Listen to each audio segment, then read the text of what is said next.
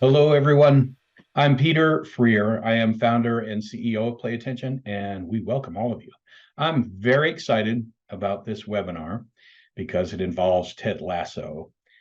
And we've thought about bringing it in simply because Ted Lasso is perhaps one of the best TV shows ever written. And it is rather infectious in that his positivism, his positive mindset, just is phenomenal, and how he teaches a whole team, a whole soccer team, and to the management, everyone around him, how to be very positive. And so we're going to use that as one of the ways to learn this concept called a growth mindset, as opposed to its antithesis, the fixed mindset. This really epitomizes a growth mindset and a fixed mindset, this picture of a glass that is half filled with water, or is it half empty? Now, the fixed mindset would say it's half empty and it's just going to keep getting lower. The growth mindset would say it's half full. How do I get more water in there? This really epitomizes the contrast between a fixed mindset and a growth mindset. And we're going to go into it in detail as we move forward today. So we'll cover what is a fixed mindset so we can define it clearly. Then ADHD, the connection between ADHD and a fixed mindset, where executive function comes into play with fixed mindset and growth mindset, the benefits of having a good growth mindset, and then how would Ted Lasso teach my child and even me as an adult how to have a growth mindset. We chose this picture because of the locks that were on the brain. You notice in a fixed mindset, the brain is locked into place. Very hard to change something that is locked down. You notice the growth mindset has growth coming out of the brain, and it has an open, an unlocked lock, so that we can nurture the growth mindset. We're watering the tree so that we can nurture it along. Now, as we move forward, and as I do in all of my webinars, I want to ask you to not view your cell phone or to silence it. Now, if you're watching the webinar on your cell phone, please leave it on. But as we have grown into this highly electronic age, our attention spans have greatly diminished over time. Microsoft did a great study just a few years ago comparing us to goldfish, comparing humans to goldfish. Turns out that humans have an average attention span of about 7 seconds, and a goldfish has an average attention span of 9 seconds. It doesn't bode well for us as human beings. I think one of the things we need to do is to temper our use of electronic devices and not have them as a third arm or an appendage that we never had before. And so by doing that and paying attention to today's webinar is very important, because I'm going to talk about certain patterns that we use as adults and we use to internalize how we are treated and how that actually affects those around us, being our students, our children, our friends, and so forth. So I need your attention during the webinar so that you can recognize these patterns in yourself, because you will pass these on to your surrounding people, the people in your life, your relationships. If you have children, you'll pass them on to your children. And you may not realize that you even possess these patterns. The only way to recognize them is to pay attention as we move through the webinar and see what resonates, if you can identify these patterns in yourself as well. The only way to do that is to pay attention. So if you don't need your cell phone at this time, if you're viewing this on your laptop or your desktop or your tablet, let's pay attention. Put the cell phone down if you don't need it. Let's define a fixed mindset. Let's be clear as to what this thing is. In a fixed mindset, we want to make certain we understand that we have a belief system that says that I cannot improve. I am who I am. It's not going to get better. I don't care what I do. This has never been better for me. And I am this way for life.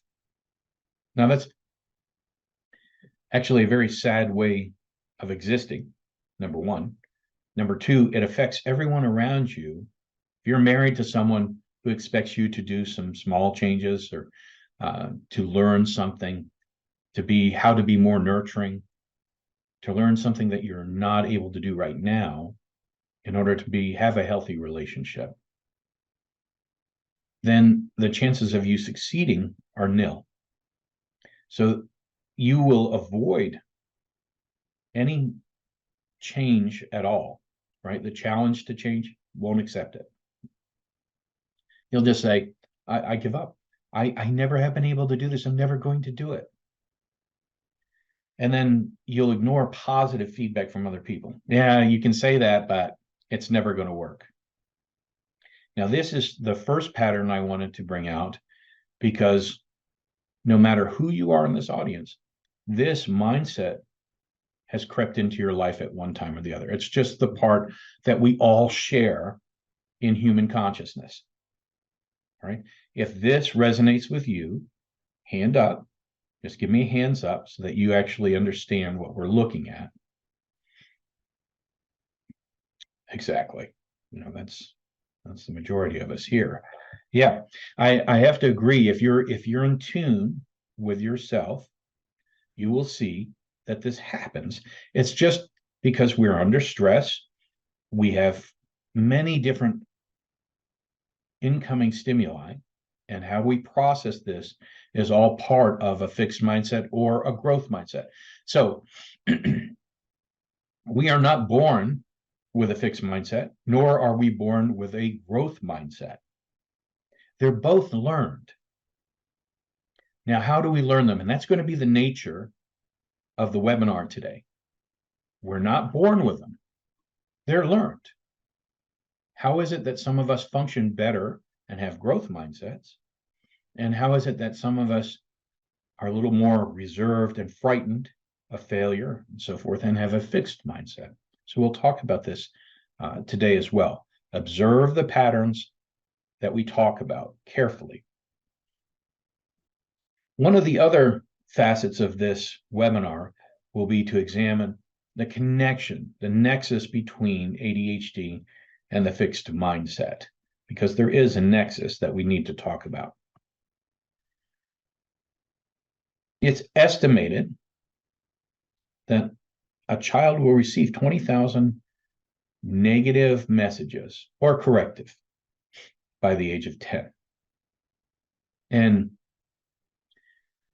this repetition, right, especially with ADHD, when someone repeats something to you, or the people surrounding you, teachers, family, brothers and sisters, friends, man, you are so lazy.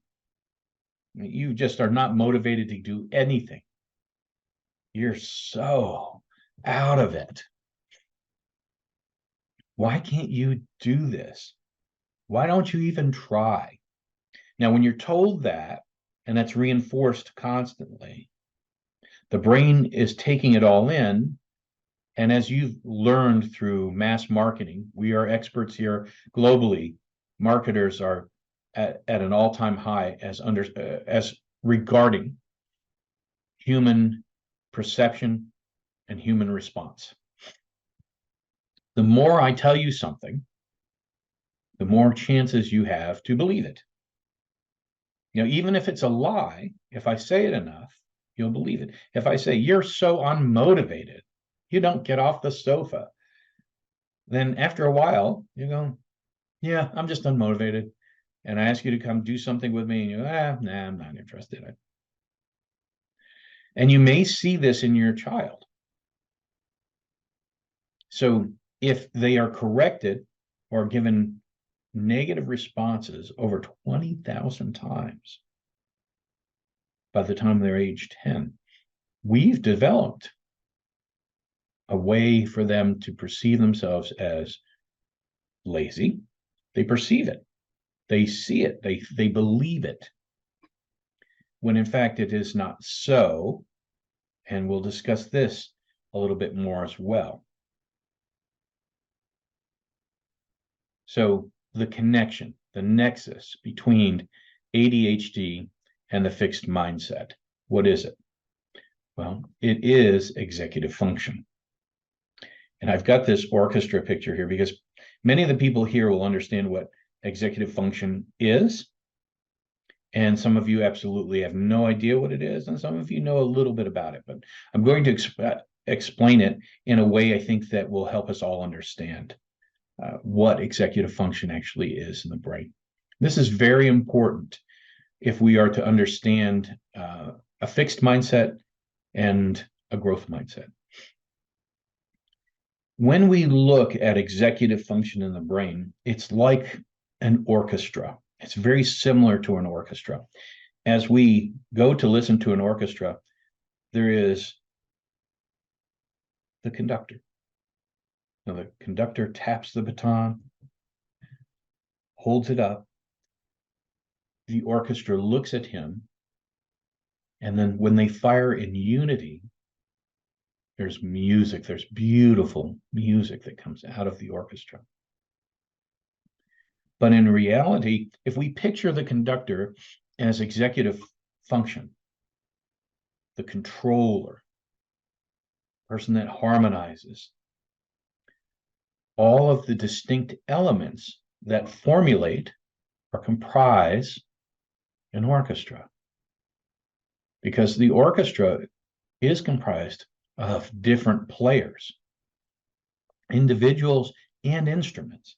So we have executive function, the conductor, but the executive function relies on, in this case, we're looking at the strings. We rely on the strings to do very well.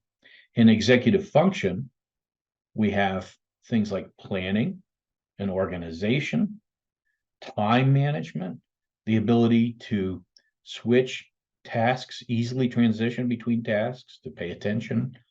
That's all part of executive function. So executive function is actually made up of cognitive skills.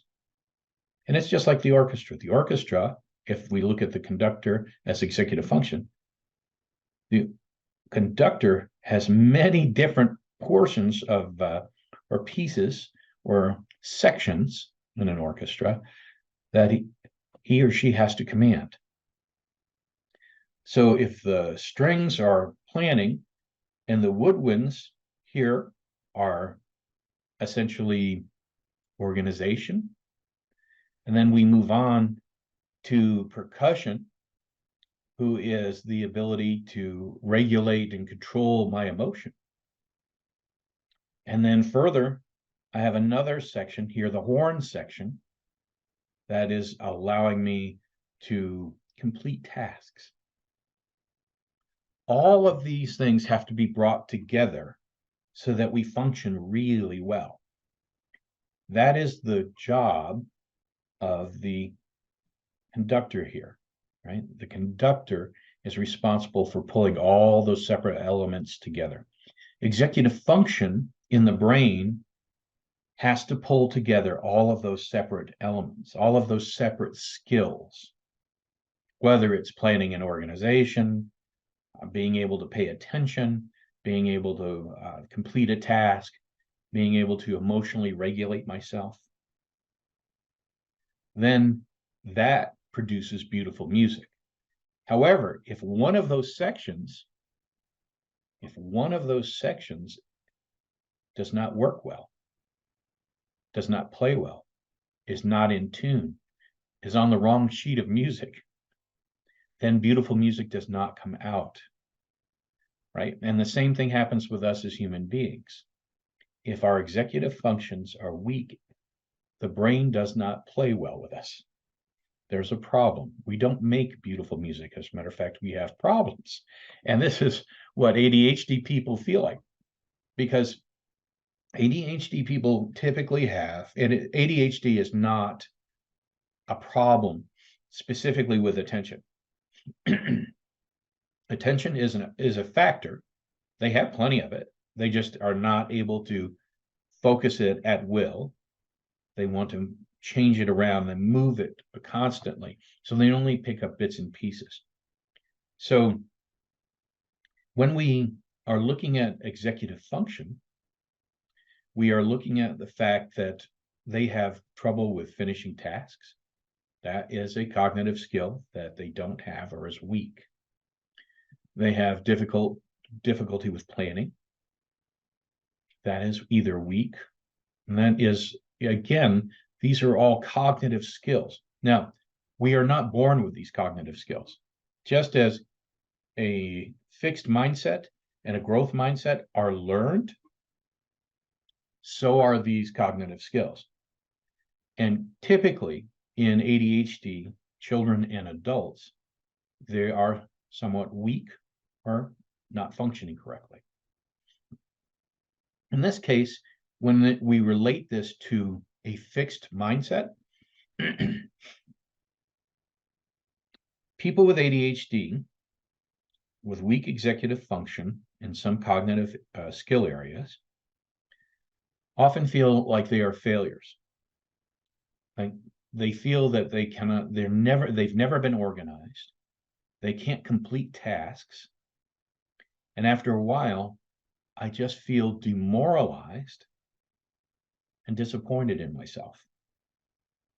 Now, hands up if you've witnessed that in yourself or witnessed that with someone else, right?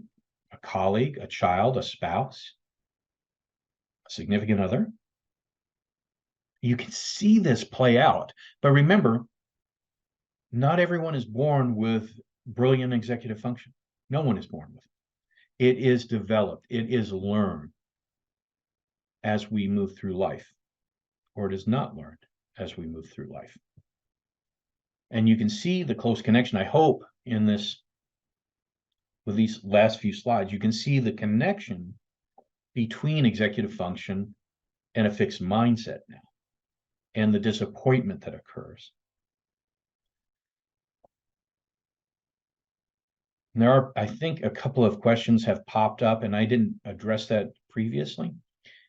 You can put in your questions at the end of the webinar. I will do my best to answer them for you at the end so that we can keep the flow going. So if you do have questions, either save it till the end and ask it then, or you can go ahead and put it in chat, and I'll do my best to answer it a little bit later.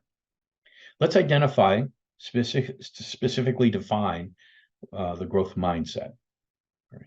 So instead of saying failure is something that just stops me dead in my tracks, the growth mindset says failure is just one step up that ladder to where I learn from it and I move up.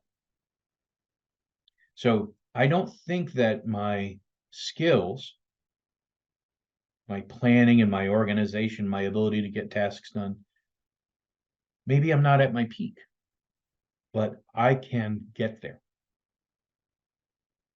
If I don't have that mindset, I just forever stay in the failure mode. I walk around with a dark cloud over my head all the time.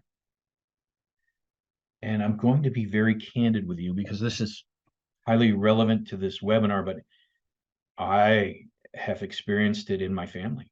My nephew, a darling boy,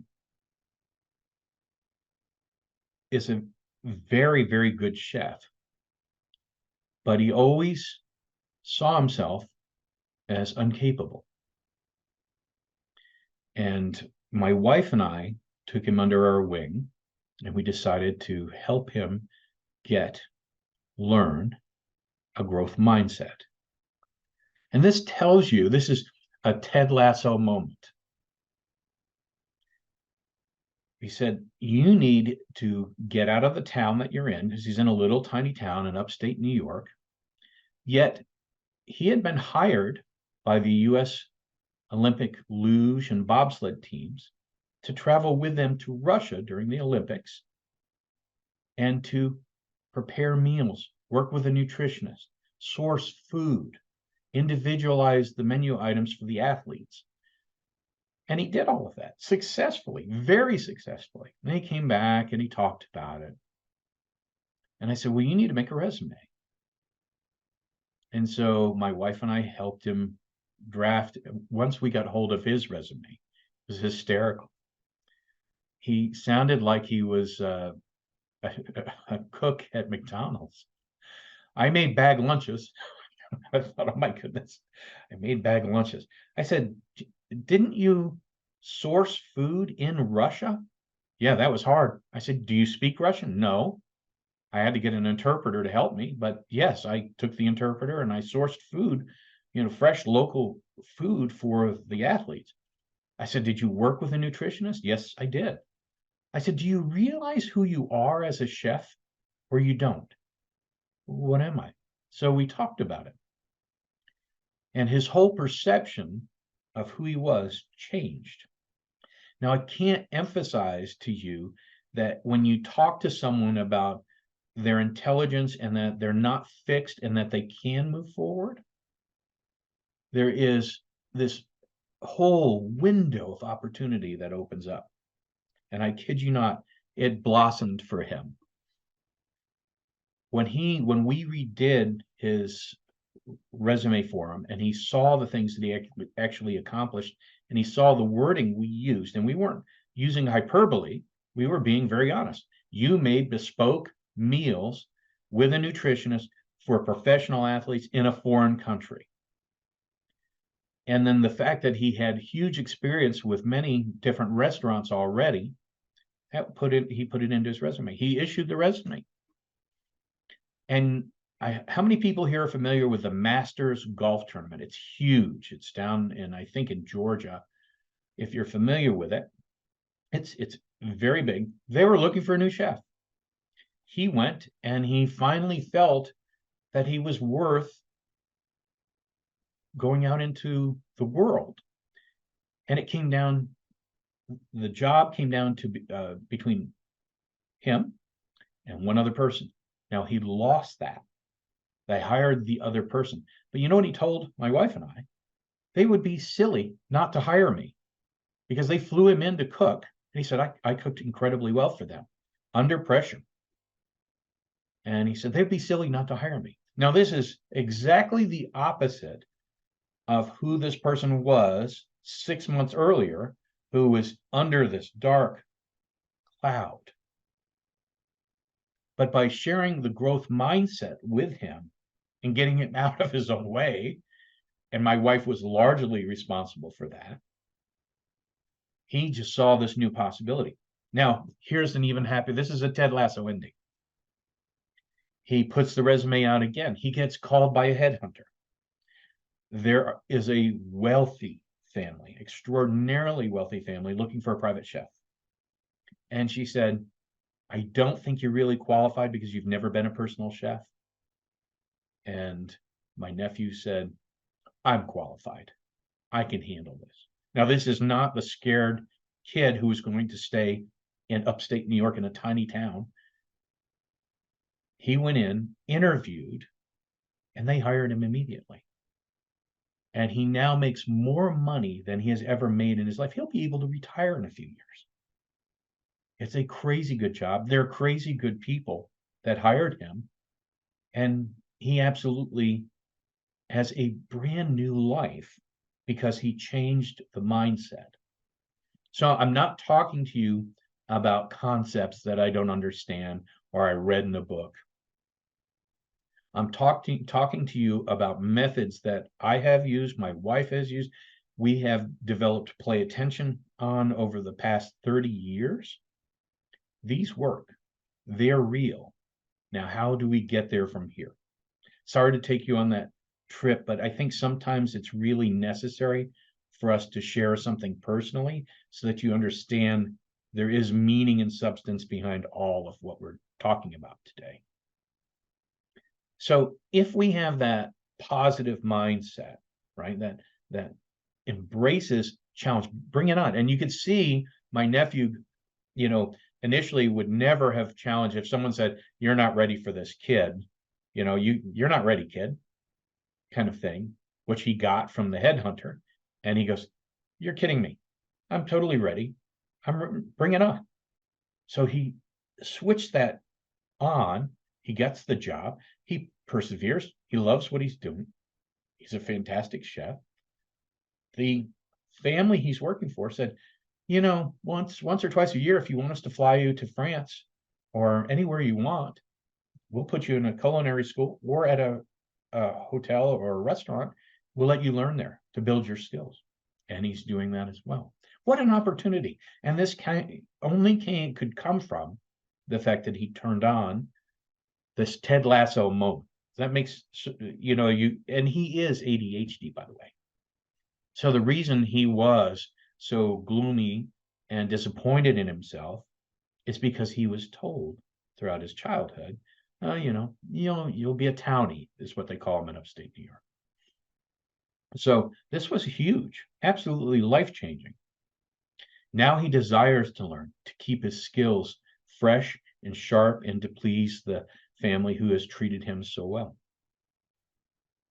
So you can see that's a Ted Lasso moment, right? We remember Ted in the first season. For those of you that watched the show, you remember Ted Lasso being just absolutely trampled. He knew nothing about soccer.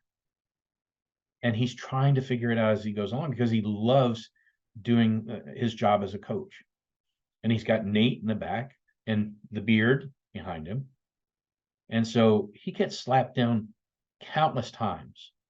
However, with a growth mindset, can anyone here tell me what Ted Lasso did when he was slapped down? Failure, couldn't win. Does anyone remember? Can you see the sign that's up behind his head? That was the believe sign, right? You have to believe in yourself. You have to understand who you are, how good you are, the reality of it. And so this is incredibly positive for the team. And once you do it with one person and everyone sees how good that goes for the other person that you're working with, it's infectious. It spreads among everyone around you. And if you watch the show, you'd note that that is exactly how they did it on Ted Lasso. And, initially when they came to Jason Sudeikis about this role, they wanted him to be a tough football coach. And he said, there is so much negativity in the world now. I really prefer to have this be positive. I prefer to represent positivity and that how this affects everyone around us. And so they were able to use that to produce one of the most fantastic TV shows of all time. So what do we get out of it? I told you a lot of what my nephew, I'm certain he'll hate me for using his first name, but his name is Jamie, and he'll probably not like me using it, but he is an excellent example of a growth mindset. What are the benefits to using it? One is resilience. When someone tells you no, or you'll never do it, kid, you're not really the material they're looking for, your opportunities will never grow in a fixed mindset. Well, I guess you're right. I'm just not going to do it. I don't even want to put myself out there. But if you have resilience, you did what Jamie did. I'm up for this. Put me out there. Let me go to them. Let me cook for them. It reduced his stress because no more is he thinking about himself as a person who is a loser, who cannot change, who is stuck. It reduced his stress level. It gave him a very positive self-image, as I described to you just moments ago. He became this person who was fearless. Bring me out there. They would be silly not to hire me. He has better relationships with his family. His aunt and he, my wife, have grown extremely close. They have talks weekly, great relationship, got much better problem solving skills. He's got better coping skills. His disposition is steadier, and he realizes that he could actually use some work. And so he's making changes even now to his life. Increased brain capacity. He's learning to do different dishes. He's learning that he can go and train and still be able to have his job. And then he gets things done.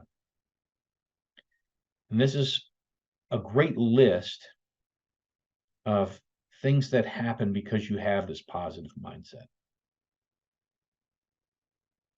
So how would Ted Lasso teach your child or you personally a growth mindset? How do we learn this growth mindset? And remember when I said previously that no one is born with great executive function, it's learned. No one is born with a fixed mindset, it's learned. No one is born with a growth mindset, it is learned. How do we learn the growth mindset? How would Ted Lasso use that?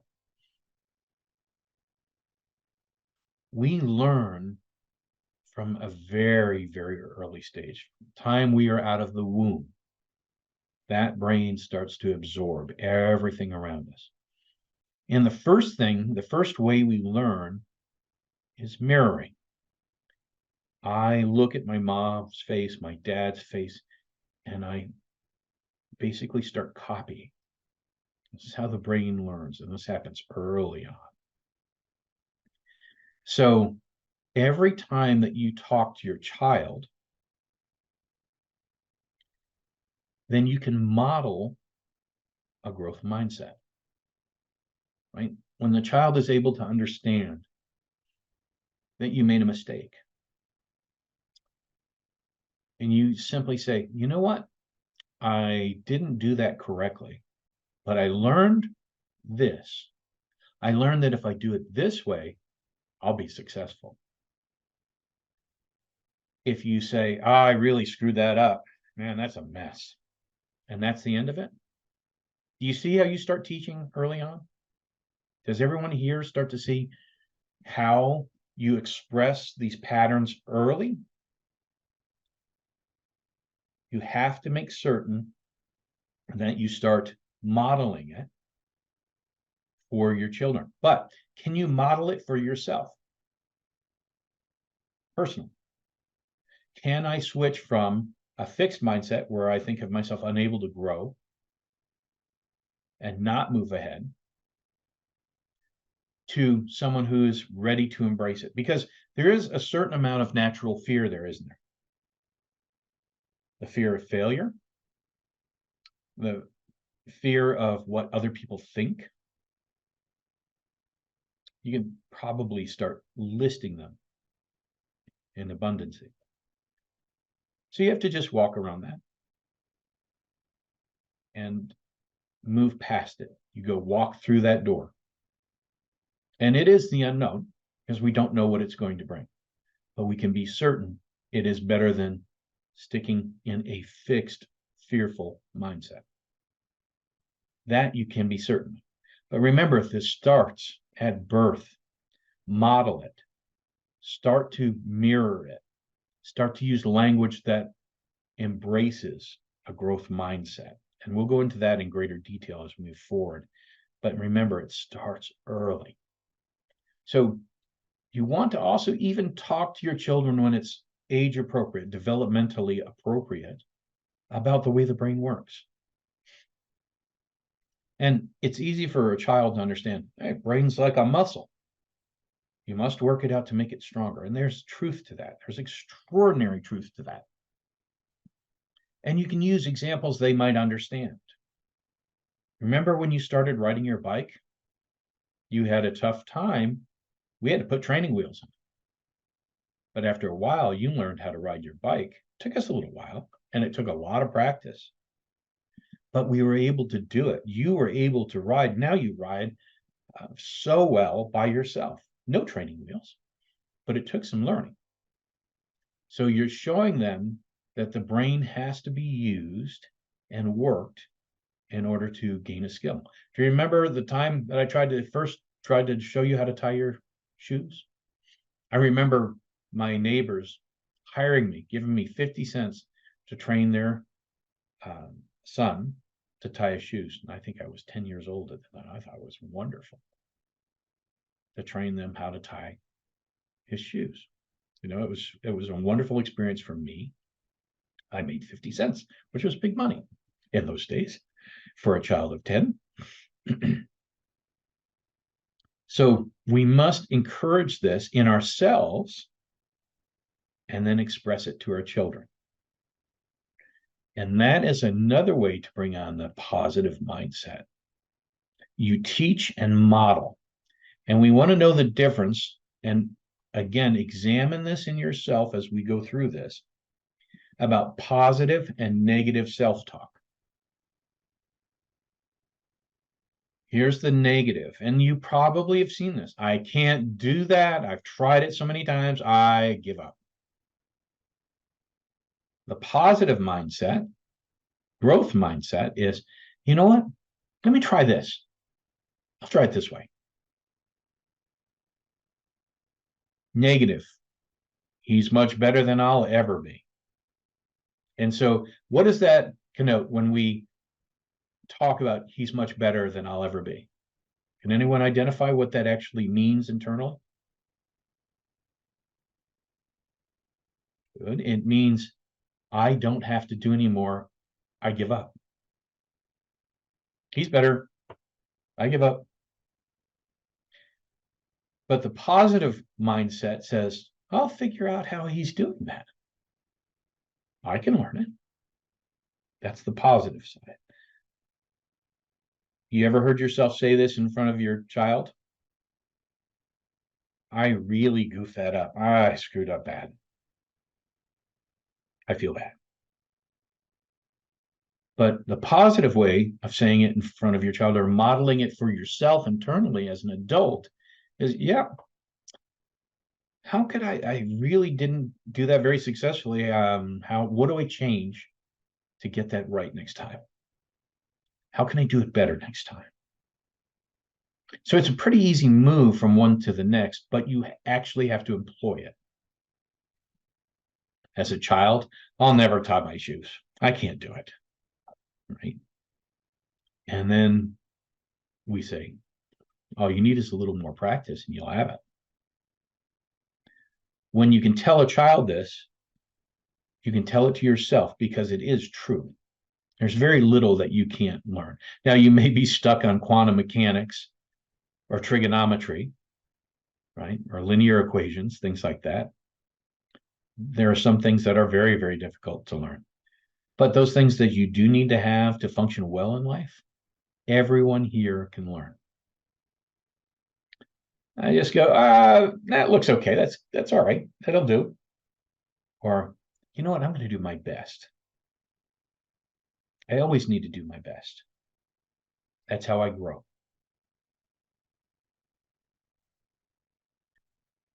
So using the word yet, and remember when we're talking about teaching a child, I'm also saying teaching yourself. Is everybody with me? Because there's some adults here that have no children and they're saying, well, I'm just, it's me that I'm worried about. Well, then start using the word yet. When a child comes to mom and says, mom, I can't make those blueberry pancakes like you. And mom says, you can't make them like me yet. We'll get there. That's an optimistic, very positive mindset.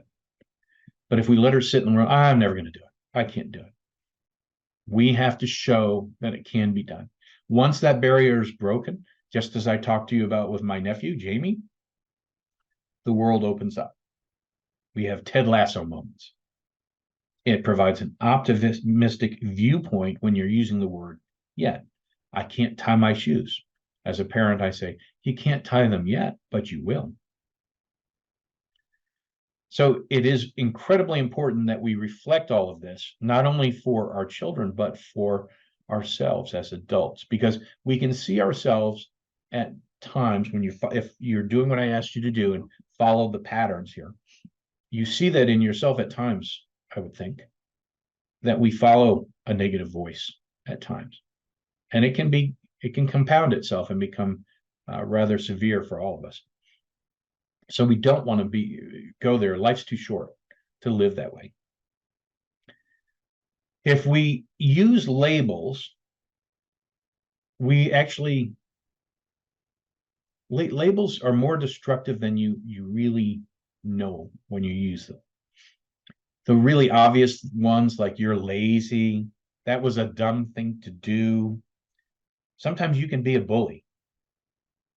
Or even ones like you're a winner, you're so great. They're not necessarily great labels at all. We should be focusing on the action, the ability to make an effort. If we focus on that, they'll keep achieving. The other ones, like you're so dumb or you're so great, both kind of end for them. I'm great. I don't need to do anything more. I'm dumb. I can't do anything more. There is a limitation to both of those. So understand that labeling is not necessarily a good idea. Understand that when we focus more on their effort, that they're really trying their best, and how can we do it a little better? Questions like that are positive.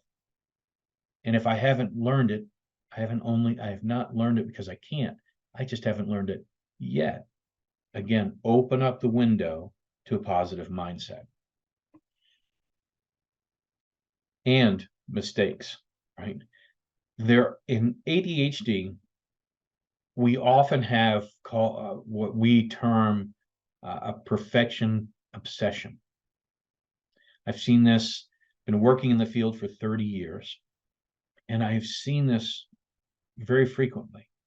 If you have an ADHD child and they come home with a worksheet and they are doing really well and they mess up one thing and they have to start erasing, they will crumple up the whole thing in anger. Anybody seen that? Is that just me? Has anyone else here seen it? Okay, so there are a lot of people that understand this. Because I made the mistake. I'm furious. I have this, I've got to be perfect. You don't have to be perfect. You just have to make your best effort. And so there are a lot of people here saying, yeah, that's my child. So we learn from our mistakes, and that's what we need to be able to teach ourselves and pass it on to our students, our children, or to ourselves, right? We have to internalize it. Now, I have some great quotes here that I really wanted you to see, because they really are meaningful and by some really remarkable people. One of my favorites here is the one in the left corner bottom by Russell Lowell. Mishaps are like knives, or we could say mistakes are like knives that either serve us or cut us as we grasp them by the blade or the handle. Now that's a little bit obtuse, but how you handle it, how you handle your mistake, whether you grab the knife end of the knife, right, the sharp end of the knife,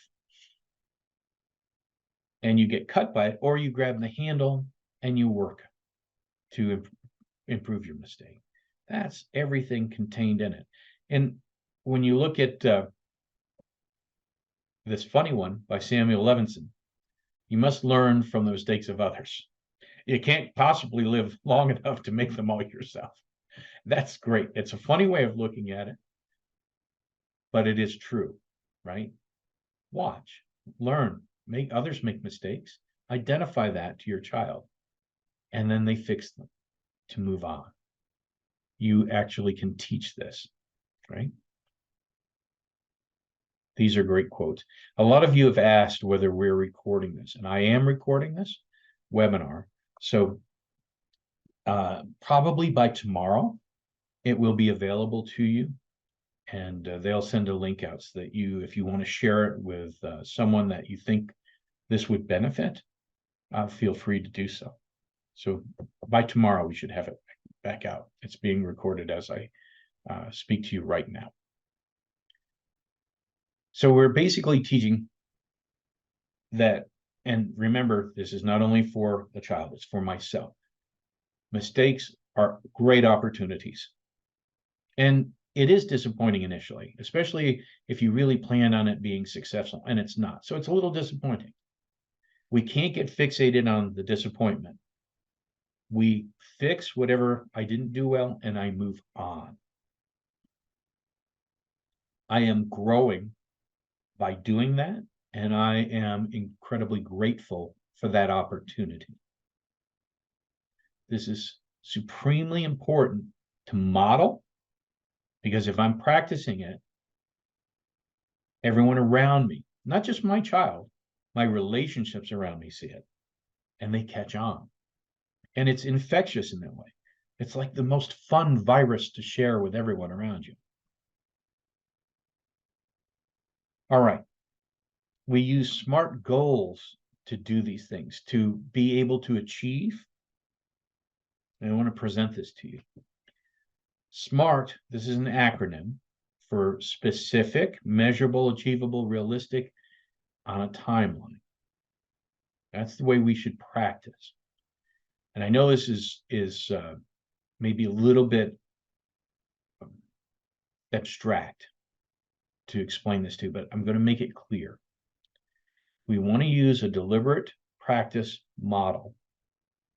Deliberate practice means that we set for ourselves specific goals that are measurable and achievable. The first three are super, super important. Specific goals that are measurable and achievable. One of the first ways that we fail is if we make some extraordinary goal for ourselves that's way too big for us to get in the very near term. We want to set goals that are achievable and they're realistic. And I'll give you a sense of this. Let's take a look at an actual way that you probably remember yourself doing and being very frustrated by. When we learned to skip rope, I remember first starting. I was a professional boxer and MMA person, and I skipped a lot of rope in my lifetime. But I remember first trying it. And of course, in boxing, we use leather ropes. And when you make a mistake, you feel it. It is like being whipped with a leather strap. It's not comfortable.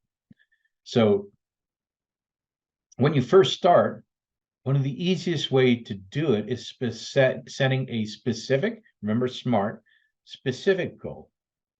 Can I get 2 jumps without stopping? And so that's my goal for today. Can I just get 2? So I made that very specific goal. And is that measurable? You bet it's measurable. And then if I'm at 2 today and I feel really good about it, maybe I can get 3. Because remember, as a very young child, it's very difficult to do it really well. Right. And then we get 3, and that's realistic. I said, I can get 3 or 4 by Friday, I think. It's a realistic goal and it's achievable. And then practice, practice, practice with those things in mind, deliberately. Deliberate practice means that I set specific goals that are very measurable and easy for me to see, that I'm getting real-time feedback on them, and they're achievable. That's the way to set SMART goals. And to teach your child something, this is the way to do it. You're breaking it down into bits and pieces that they can chew off, digest, and get. And it's very rewarding, because if you're setting a goal that is highly achievable for them, they're very happy to undertake it, because success breeds success. You're teaching that. And this is how we teach a very positive mindset. I hope you understand what I'm talking about. Do you follow? Can you raise your hand if you're following? Super. All right. Can you raise your hand if you're totally lost?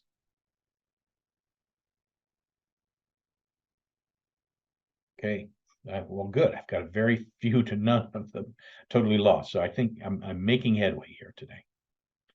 Improving executive function is so important, right? Remember the metaphor of the orchestra. It's like an orchestra.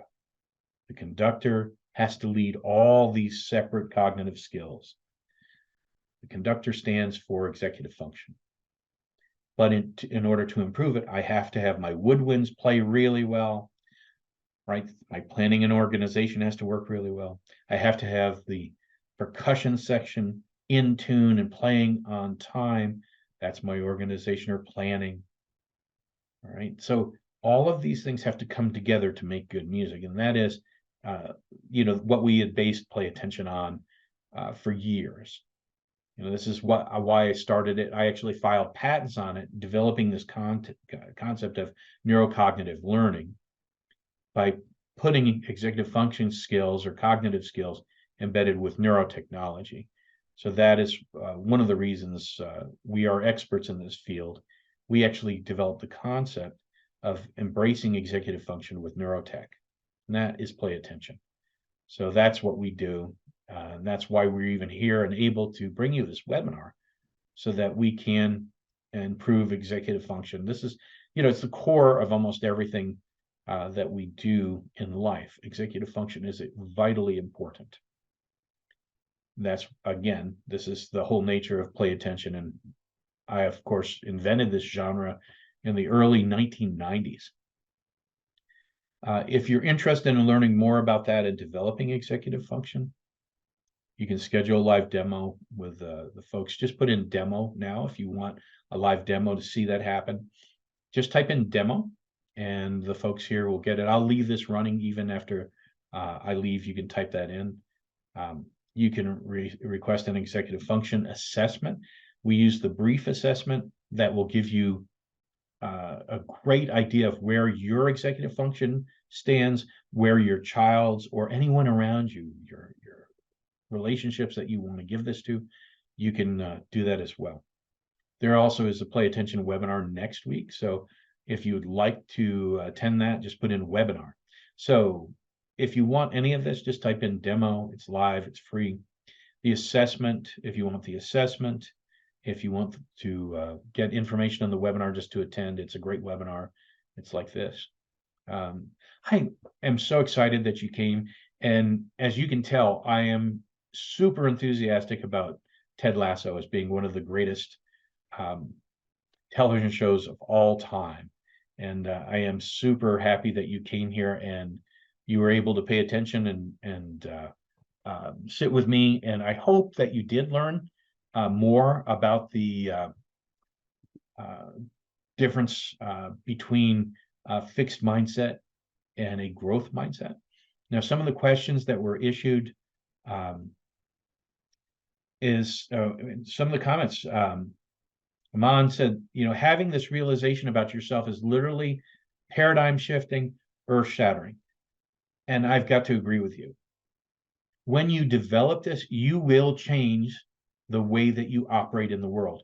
And it resonates with the people around you. And in Ted Lasso, they characterized that, they depicted that by him making a successful team out of players who by themselves are a motley crew, but together they produce the music of the orchestra we talked about. And that was all done through a very positive mindset. Thank you. Antoa says, thank you for fantastic knowledge. Cognitive skills are learned. That means that we can change and learn and improve our executive function. Exactly. Executive function is comprised of all those cognitive skills I talked about. And that's what we do with Play Attention. That is exactly what I'm talking about. Max said, how do you differentiate between ADHD symptoms and the trauma derived from a child constantly being chastised for not paying attention? And I think that we address this. If someone tells you, and you have 20,000 negative comments or corrections by the time you're 10, this programming is deeply ingrained. So you have to be able to change that for them. You have to lead that personally. You have to be your child's greatest advocate, and you have to give them the tools necessary to make that change personally. And that is why I developed Play Attention. I got tired of watching bright children being told they were lazy and stupid. And this is why I developed Play Attention. So you have to give them the right tools. And that, again, this is all related to executive function. Alan said ADHD people can be very creative and would not. Those individuals have a growth mindset. They do, but it's often mixed with a fixed mindset, right? ADHD people can be very creative, and indeed they are, but give them something that's outside of the little niche they put themselves in, and they won't move there typically. They'll stay with what they know and won't move outside it. And growth means taking a little bit of a risk and pushing the boundaries. And I think my nephew, who is ADHD, I think I characterize that really well through him. You have to move outside your little comfort zone. I will be sending the recording link out. Thank you, everyone. Wow. Okay. Thank you. A lot of thanks. I thank you for being here. I'm just excited that you're here, and I'm excited that we could talk together about it. I really hope that you'll take a demo or the assessment so that you can figure out where you or your spouse or your child or your clients lie in executive function. But if you have any other questions or concerns, you can type them in. I'll have my staff address them. I'm going to sign off, but I'll leave this up for you so that you can put in any other comments or questions that you might have. But again, I really thank you for being here, and wish you the best, and wish you a great growth mindset and not a fixed mindset. Take care. I appreciate it. Goodbye.